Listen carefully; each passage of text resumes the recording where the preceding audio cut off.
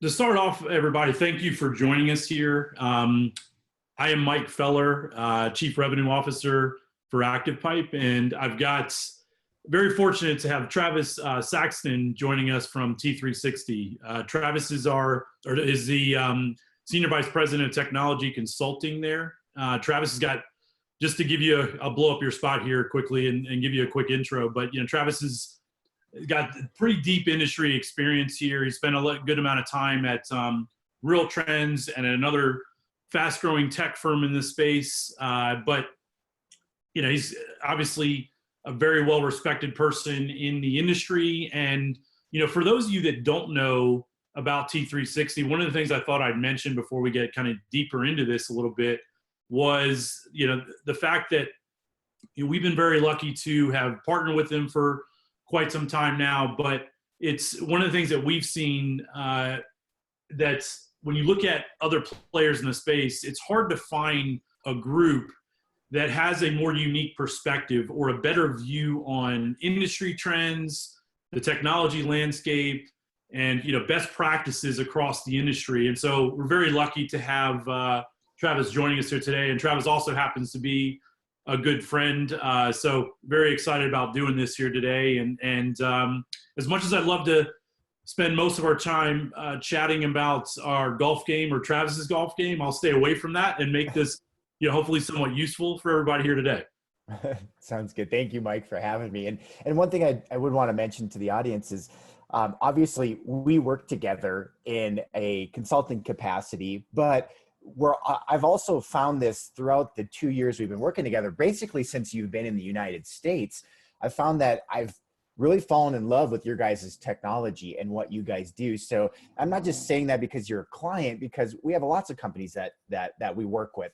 But it's the fact of life that some of the things we're going to talk about today, digital marketing, the progression or communications and the progression that we're going to take the audience through is really the reason why. It's nothing about us working together. It's literally about, where you fit a huge void in the industry. So I'm excited to talk about that as we progress our conversation here. And hopefully the audience learns some really neat things about how things are changing right before our eyes too.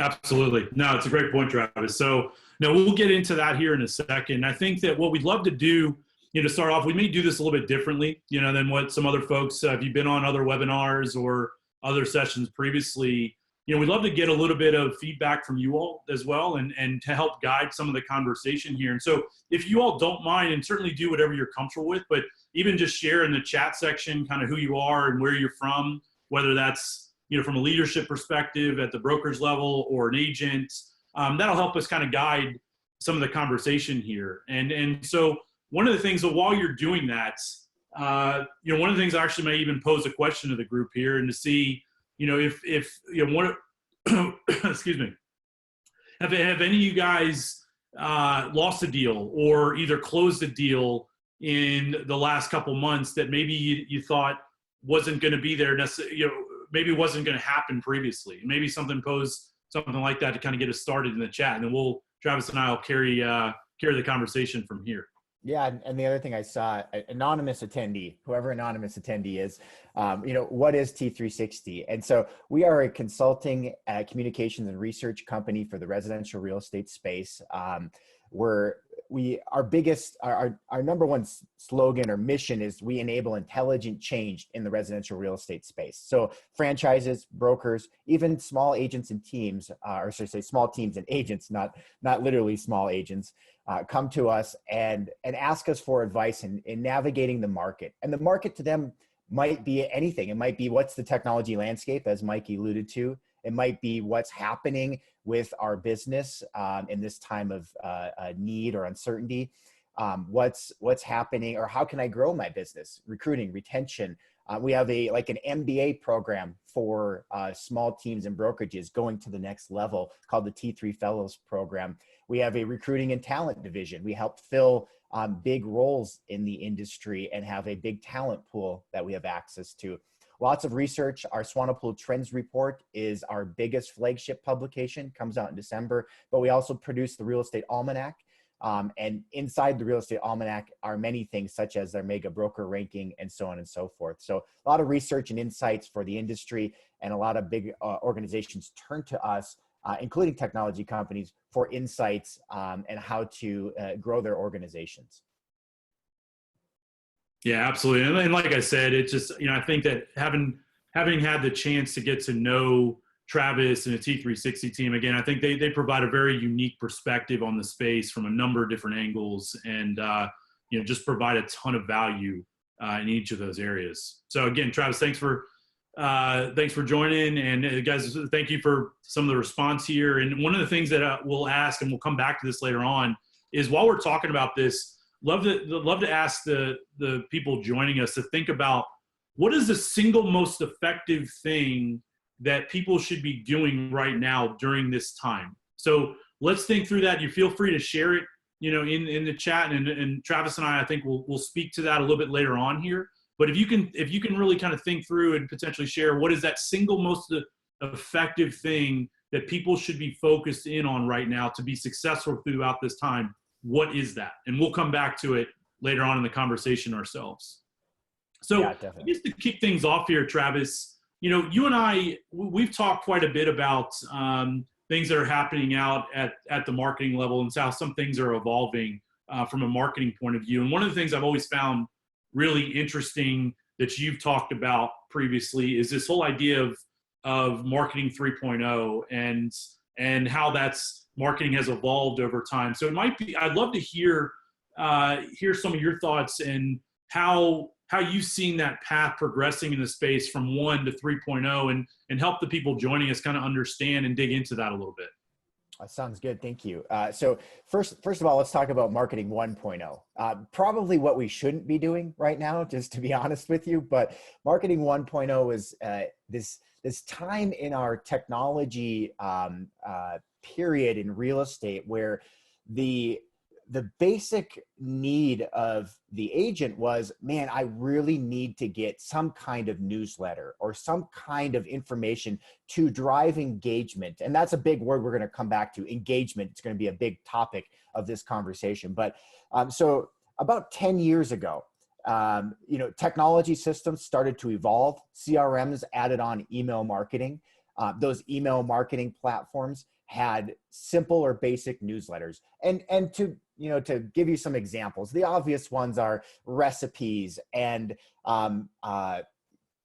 little tips and tricks on how to stage your home and, stuff like that. It's the really basic content. It was generic content, wasn't tailored to the consumer in any capacity or any way, shape, or form. And so we went through this phase, and it lasted a good 8 years. Maybe even 7 to 8 years, where we call it marketing 1.0. And that was when the masses, the droves of agents said, oh my gosh, I have to have an email marketing system. So a bunch of them were born, some got pretty big, and they were born based on, oh, we have a newsletter. We have a monthly report or something like that. And it was really generic content. Then what happened was we moved from that phase when everybody said, now you had multiple people, consumers, receiving the same or similar newsletter from agents, and we started to water down the market. And so it was kind of a little overbearing for the consumer if they were connected. As you know, the average agent, I think, the average consumer is connected somewhere between 10 and 12 agents through circles and secondary connections. And so people were getting very common newsletters and recipes, and sometimes it was the same. And so marketing 1.0 lasted a very long time. And while people caught up, some new companies came in behind the scenes and started to develop marketing 2.0. These are the companies that added in unique flavors, whether it was data, whether it was video, or whether it was, insights or intelligence of what's happening around that consumer, CMAs, housing market reports. And so really more data-driven and content-driven things that were a little bit more personalized. Not completely, but still starting to get better, right? So marketing 2.0 or communications 2.0 then changed the landscape and basically said, okay, now if you're not doing video, you're not sending housing market reports or, home seller reports and stuff like that, you were starting to be left behind. And so marketing 2.0 was this phase where it was like, get something to the consumer that's now more relevant. So we went from generic to relevancy, and now we're tipping into marketing and communications 3.0. So we'll spend a little bit of time. I don't know if you have any questions on 1.0 and 2.0. It's kind of like our golf games. You're 1.0 and I'm 2.0, right? No, that I have to say is probably the funniest thing I've heard today. So thank you. No, I think so. With 2.0, can you expand on that a little bit more, Travis, and talk about, so, when in making that shift to, 2.0, and I know you've hit on a couple of those different areas, but what were some of the key drivers of that? Like or maybe asking that a little bit differently, to kind of make that jump to 2.0, or your golf game, as you alluded to, like, what are some of the key elements of that were critical to at least get to that next phase? Well, so we're still going through that transition. For the record, we still have a slew of agents that are stuck in 1.0 trying to make it to 2.0. And unfortunately, there's also franchises and large brokerages that are stuck in 1.0 still too, offering the very basic email marketing platform or communication platform. But the biggest driver was the consumer. The consumer wanting and desiring more information. More information was made readily available, so you could go to the websites, you could go to Zillow and see a Zestimate and stuff like that. So that started to drive this insatiable need for data and information. And so then it forced our industry to say, oh my gosh, I need to catch up. So now we're seeing most of the industry is moving to 2.0 at 2.0 and trying to figure out, how do I get to that next level?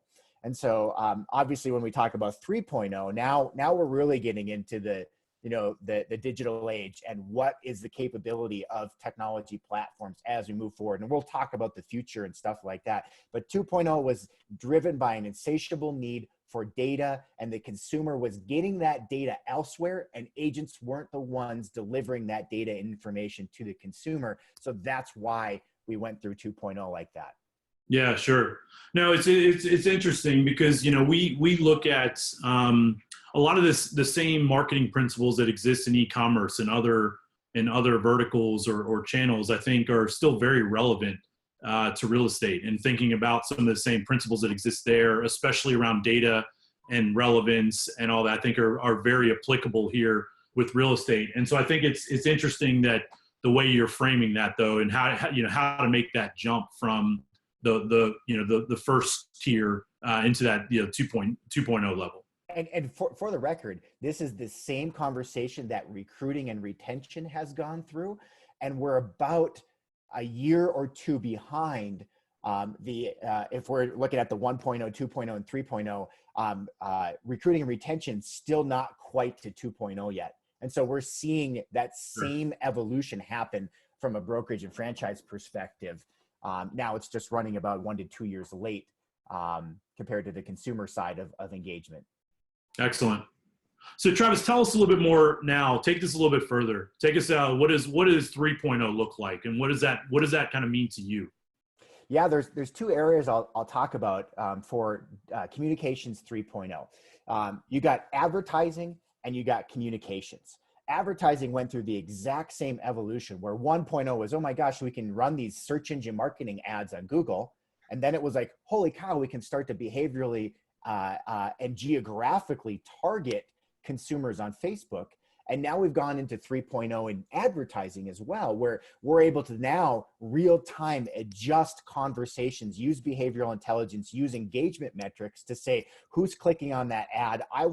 And I'm trying not to be sexist, but I want males to be looking at the backyard or the man cave of the house, and females looking at the kitchen, something like that. And because that's who's engaging with the ad, as an example. So advertising is going through the same evolution right now as we speak, where AI and behavioral intelligence are starting to become a big thing. Communications is now going through that as well.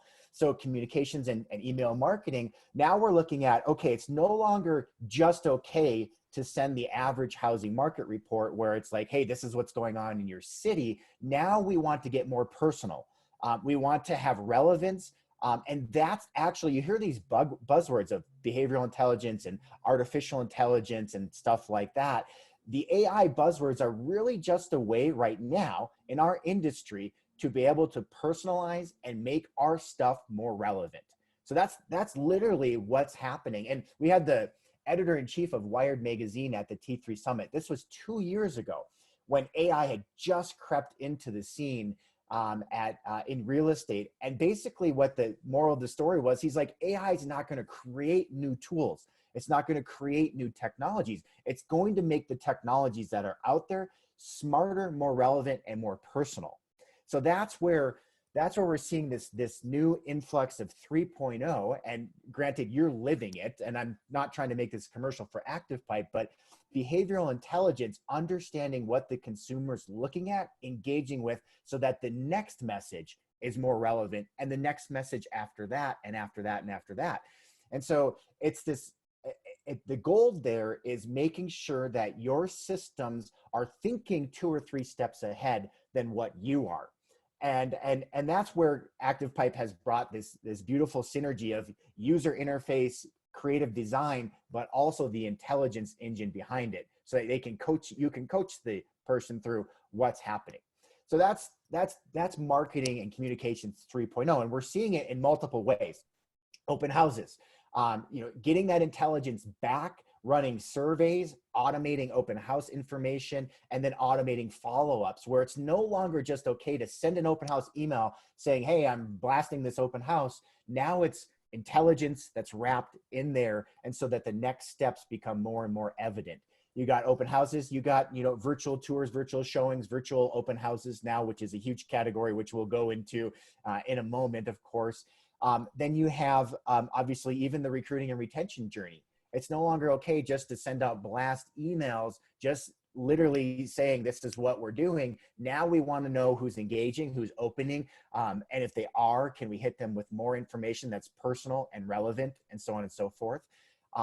And obviously listing alerts is a big one. Housing market reports, another one where it's like, okay, if I send, like I live in Highlands Ranch, Colorado, for example, if I receive a housing market report, I want it obviously personalized. But now if I start engaging with that, and all of a sudden I'm looking at housing data or information in a whole different part of Denver, what does that mean? Does that mean I'm now interested in migrating or moving? So that's the intelligence I'm talking about that can now become, that fruit could be, you could bear some fruit there and make sure you can make intelligent changes with your marketing platform. So I see a lot of point solutions that are starting to do this, and the franchise technologies or the enterprise level technologies are still falling behind in that respect. And so it takes a nimble company like ActivePipe to be able to develop that and get it to market.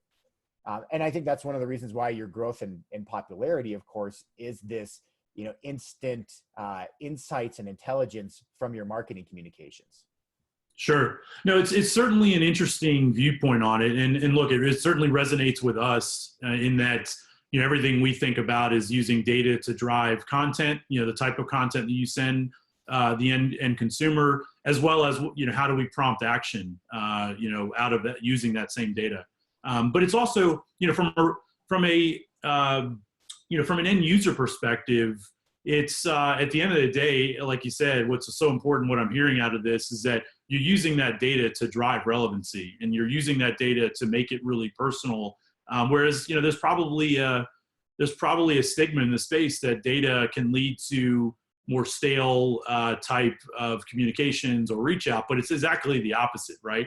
And that's what I'm hearing you're saying here. Yeah, I mean, if you don't have the right intentions to drive engagement, and it's all about, just getting data out there. Here's the best way to summarize this, what you just said. Consumers want insights, not data. And if you can remember that little phrase, consumers want insights, not data, you're going to position yourselves well into the rebound that we're in too, because right now consumers want insights. And the only way to give that to them is to engage them. And so engagement is going to be our next buzzword that we're going to talk big about as we talk about the fast pace now that we're living in, and how are you adapting in the market and with your technology. But I guess it's a good transition into our next area, is kind of that fast pace now. Things are changing fast, on fire. How am I communicating? How am I engaging with the audience? And those that engage now will be around for that rebound. Those that, shackle things up and fall into a hole and fall victim to what's going on are not going to be around for that rebound, or are going to have such a big hole to climb out of that they're going to be struggling. And I've seen that from the brokerage and franchise level, and I've seen that all the way down to the individual agent level through our research and interviews and stuff so far at T3 Sixty. And even in the technology space, we see the same thing. You got a bevy of companies that are being aggressive, forward thinking in this time. You got some that are kind of buttoning up the hatches but being smart, and then you got some that are very victim mentality. And so the fast pace now really makes us go, okay, how can we drive engagement? And when I have this conversation with technology companies, we're seeing that the firms that have invested in a CRM, email marketing platform, or communication platform, and the ones that are actually focusing on that, how can we provide more, better, relevant, maybe even COVID-19 content, are the ones that are going to come out in the long run in a better place. So you might have some people on the call that are going, well, that's me. I'm equipping my agents, or my brokerage is equipping me as an agent with good content and good information. But are they actually living the life and talking the talk too, from a leadership perspective? Are they communicating and retaining agents the same way? And are they recruiting still the same way? And so I'm not saying active, generic campaigns. This is when things get ultra personal and engagement is more important than ever.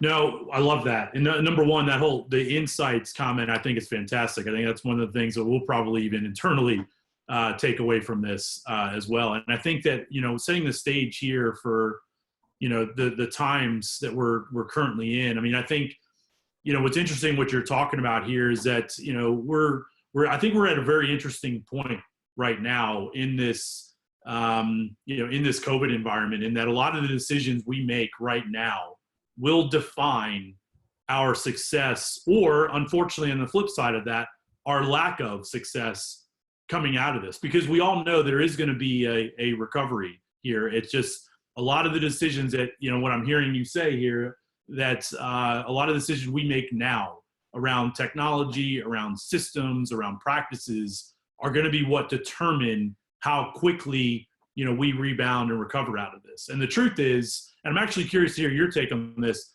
our thought is that it won't necessarily be an equitable recovery. Like, there are going to be some clear people that accelerate faster out of it and others that don't. But I'm curious, like, what you would see, and maybe kind of coming back to that question, Travis, like, when you think about what is that single most important thing that people should be thinking about, whether it relates to marketing or other, that to guarantee that they're on the right side of that recovery versus the other. I'm curious to hear your take on that.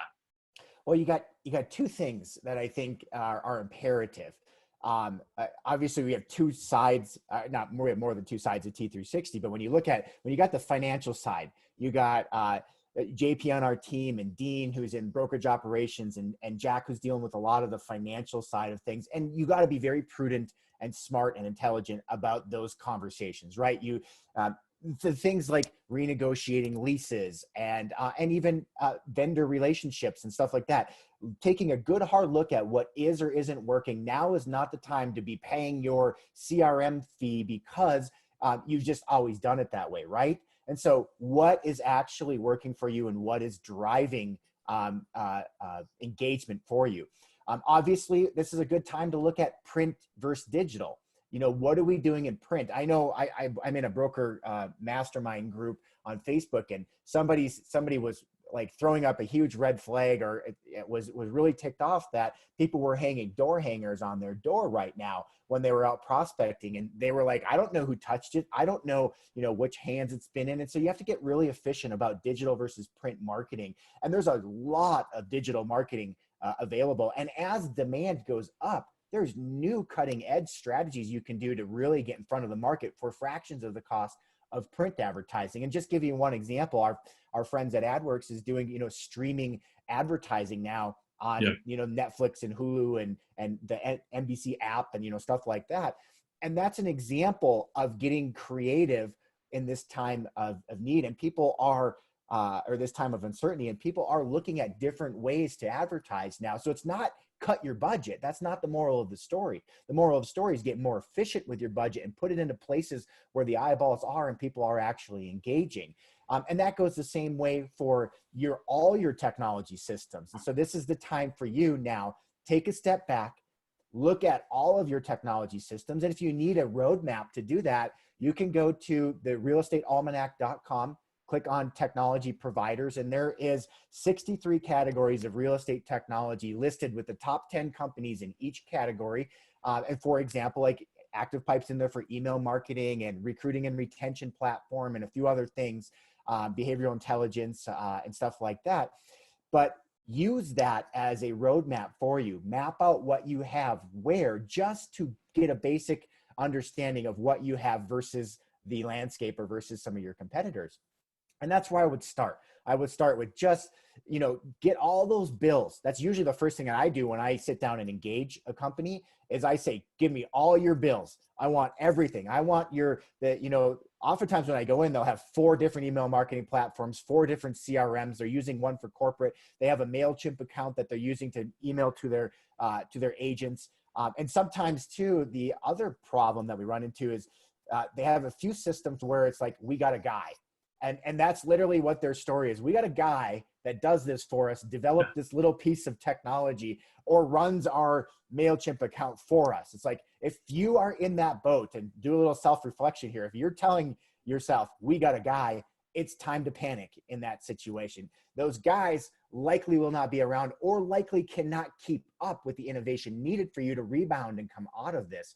And so we can no longer have those conversations as you're growing and developing your organizations. The we got a guy is a tough one, but yeah, so sit down, take a look at what's being adopted, what's being used, and let's get more efficient with that. Sure. That's fantastic, Travis. No, really, that's some really interesting view on that. Just in the interest of time here, I would love to open up for any questions now. Any questions? I got one here from Lori that said, can you repeat the website? So go to realestatealmanac.com. On that website, you'll see there's 5 sections. You can see the broker ranking, organized real estate, which is MLS and associations. You can see the technology providers. And so there's a few different ways you can click in the middle of the page or on the right-hand side to drive to the technology providers. And that's where you're going to see all those categories of real estate technology and who are the top 10 in each. Absolutely. Any other questions, guys, from the group? Actually, I like Roxana's comment here. Our question is like, no more COVID content, please. Yeah. And I actually agree with that. We are oversaturated. Now we're actually seeing, it's really hard to tell between what's fake and what's not, and stuff like that. So really just be personal, be engaging, use your platform. I obviously love what's going on in the market. That's the best way that you could, it's COVID related because you're telling the story of what's happening in the market, but you're doing it from your vantage point and your expertise. Absolutely. So don't be afraid to talk about it, even if it's not positive in your market. It's the thing that I would say, and that I think we've probably learned coming out of this now, or are starting to come out of this, is that being human, being humble is a new normal for us. And I wouldn't be surprised, Mike, if that door opened behind you and Ayla came walking in to the conversation. Like, it's okay to be human. It's okay to make mistakes. It's okay to not have your high school senior picture on your business card. Like, that's the stuff we're learning through this process. And I think, obviously the use of Zoom and other video communication tools is a big driver of that. But that goes for every piece of communication. That email marketing newsletter that you send out doesn't have to be perfect. While you want it to look good, it can have mistakes. Just engage, be humble, be human. And I think that's one of the biggest things we're seeing, but also engage in real time. And that's part of that marketing 3.0, and having the insights that somebody is engaging with content in real time so that you can reach out live and connect with them, even if via Zoom. I've seen many platforms now integrate live open house showings, integrate Zoom into their tools and stuff like that. So it's definitely a way to engage in more real time. Totally. No, and I think that speaks to the second question around, be the best messages to be sending at this time. And I think, again, it's, there's obviously a lot of change going on right now. There's a lot of change at the consumer level, the behaviors that are going on. I think that the more we're paying attention to what those are and then structuring the content that we're sending out as a result of that, the better off we're going to be. And I think this is the time, now where the stale, tone-deaf COVID emails that I think all of us are seeing right now, there's not a place for that at this point in time. I think it's now, I think the more you can kind of hone in on what are some of these different behaviors, how can we understand how people are interacting, what they're looking for, and then sending them content in that, that speaks to that, the more successful I think we're all going to be during this time. Yeah, and there's a good question on here about recruiting, kind of taking that one a step further. And so I know you guys did a big project with 1000 Watt, one of the best creative design firms in the space.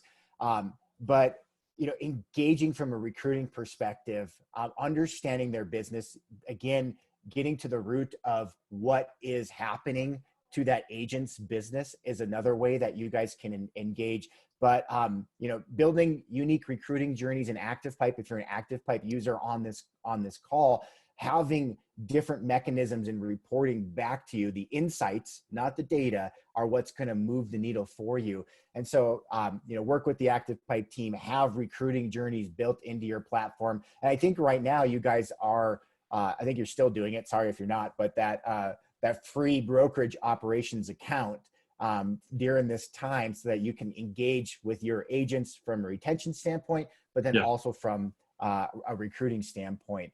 So also don't be afraid to just candidly ask for feedback, just like you guys are doing with the market at ActivePipe. You're doing flash polls on Facebook and stuff like that. That's a new trend that's happening. And everybody jumped on the Facebook Live trend early on, and now we're saturated with Facebook Live. And so now what can you do? Well, if you want to jump ahead, start doing flash polls that are engaging the audience, whether your audience is agents or consumers. Do some flash polls, get a pulse for your favorite neighborhood, get a pulse for your brokerage or your market, your MLS, something like that, and feed that information back. Be a thought leader when it comes to what are you actually doing. And it could be, it could even be a topic of now, which might be virtual tours or virtual open houses. And you could ask the consumers, are virtual tours doing it for you? Are they, are you what are you missing in that conversation? Is it neighborhood relevance or contextual relevance from the neighborhood? Like, ask those questions. Don't be afraid if you don't know the answer, go find the answer. And that's a way that you can use Facebook and of course ActivePipe, because you can, build those polls into the platform. And then based on the results, you could, trigger the next things to happen. Absolutely. Looks like we have another question. Yeah, we'll have another webinar, based. I think we were happy to send out the webinar schedule there, Peter, just to get you up to date on that. And then it looks like there's a question about digital marketing work specifically through AdWorks. I think there's a question around that, and I'm assuming that's also with our integration and everything. But I can speak to that quickly. Our partnership with AdWorks, actually, at least the way the integration works right now, is that we can, if you send out an email, and I'll give you an example, if somebody attends a virtual showing and you want to send out every person who does a virtual showing over a weekend and wants to understand, what their feedback was in the property or, anything along those lines, you can automatically trigger AdWorks Sphere campaign to be running on the back of that. So then now ads from all your agents are now starting to show to every client who's now received that email. So there's some really cool things that we're doing. That's frankly our baseline where we started. They're a close partner of ours, and we're looking to expand on that. But if there's technical questions, feel free to reach out to our team, reach out to support, and we'll be able to talk through that if there's anything specific on the integration.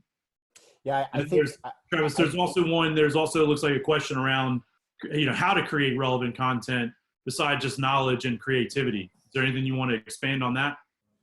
Yeah, one of the things that I've been a big believer in is this thought leadership concept in any industry. So when you look at a thought leadership pyramid, at the very top is thought leadership, and that's really a unselfish, not self-serving view of the industry.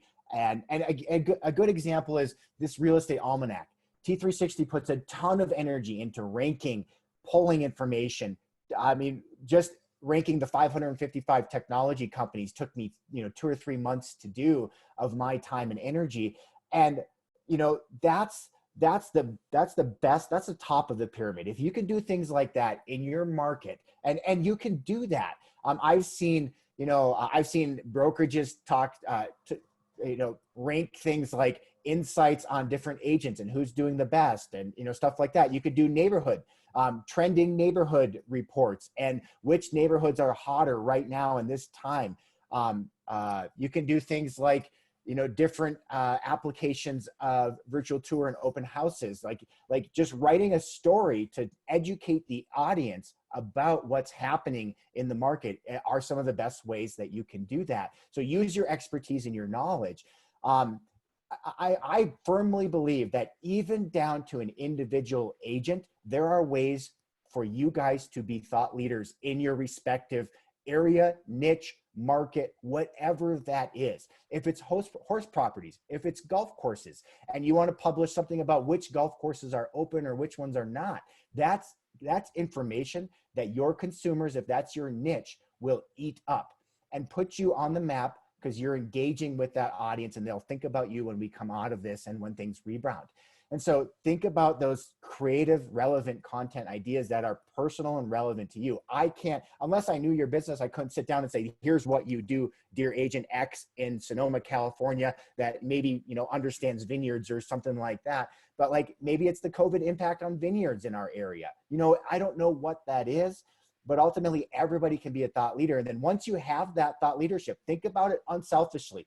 Think about the fact that you are going to do something that's going to benefit the industry. Don't care about what it's going to do for your business. Then what happens is then you take a step back and go, now that I've done this, my content marketing and the things that I can message around that are where I can ultimately end up making the biggest benefit. And I think that's important, that if you're listening, separate the unselfish side of what you're sharing with the selfish side. And everybody has it. I have it too. And so I've had to list companies in the Tech 500 that I would never do business with myself, but they have a good product. And so it's like, we got to be careful about that. And so once you do separate that, then the content marketing comes as a result of that. Then you can say, for example, now we've created this impact on COVID on wineries in Sonoma or whatever. Now we can say, okay, this is great. Are you interested in properties around any of these vineyards? Here's some information about what's happening to property prices around these vineyards and stuff like that. And I'm just using that as an example. You could do the same thing for horse properties, golf courses, whatever it is. Or you could just do a neighborhood. Pick a neighborhood and thoroughly help those neighbors understand what's happening. Awesome. I know we're a few minutes over here. Travis, I don't know if you want to take one last question here and we can wrap it, but it looks like there's one last question around, one's personal brand as an agent. How should that play into how to target the audience? And maybe we'll finish there. Yeah. So obviously your personal brand, this comes back to me to what is the roots or the DNA of that agent. And I go back to the 4 agent personas.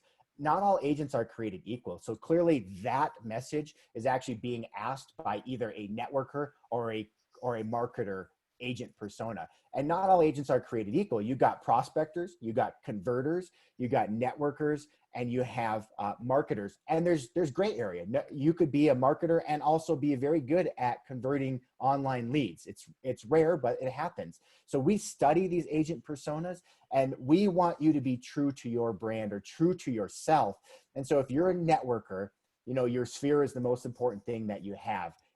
find unique, creative ways to engage your sphere. If it's Zoom happy hours with your sphere, throw up a Zoom happy hour. Don't be afraid to have wild hair or a drink in your hand. I've done many drink happy hours now. I probably actually drank more that I've been stuck on Zoom calls than I have when I'm out on the road with clients. And so it's like, do things like that. Zoom happy hours, social get-togethers, stuff like that. If you're a broker, bring your vendors together for a happy hour and use that to, basically have a family conversation with those that are closest to you. Bring your agents in, sit down, talk about what's happening in the mortgage, in the title, in the preferred vendor networks and stuff like that. So, it's hard for me to answer your personal brand because everybody's brand is different. But if you're a marketer, and content marketing, niche marketing, that's where you really focus on thought leadership. If you're a sphere-oriented agent and that's where you've built your business, engage via video, engage with happy hours, do stuff like that with your sphere, invite them in to talk. And don't be afraid. That's the biggest thing, is don't be afraid. No, that's great, Travis. So I think at the end of the day, right now, as long as we stay true to ourselves and truly come from a position to help people, business outcomes will follow. So, I think you're spot on there. So listen, I know we're coming up here we're well over here, I guess, a few minutes on time. Just want to thank everybody for joining us. And Travis, great to see you, man. Thank you again for spending a few minutes with us and sharing some really, really, really cool insights. And there's definitely a few things that I'm going to take away from this myself and for our team. But thank you again. And you guys all take care and stay safe. And hopefully we'll see some of you guys soon. Take care, everybody.